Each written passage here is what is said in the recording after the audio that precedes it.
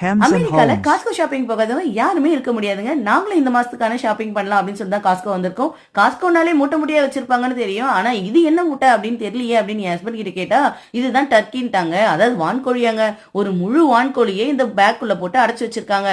இது வந்து ஒரு எல்பி 99 சென்ட்ஸாம். கிட்டத்தட்ட ஒரு வான்கோழி இது வந்து பாத்தீங்கன்னா 19 எல்பிஸ் கிட்ட இருக்கு. அதாவது 9 கிலோ. நம்ம ஊர் கணக்குப்படி பார்த்தோம்னா 1600 ரூபாய் கிட்ட இது வந்து ரேட் வரும். சரி இது எப்படி சமைக்கிறது அப்படின்னு பார்த்தா முதல்ல வந்து ஃபிளேவர்டு வாட்டர்ல இந்த வான்கோழியை போட்டு நல்லா ஊற வச்சிடணும். அதுக்கப்புறமா வந்து கார்லிக் ஹர்ப்ஸ்லாம் வச்ச பட்டரை வந்து உள்ள ஸ்டஃப் பண்ணிட்டு நம்மளுக்கு தேவையான மசாலாவை மேல வந்து இந்த மாதிரி டேப் பண்ணி வச்சிடணும்.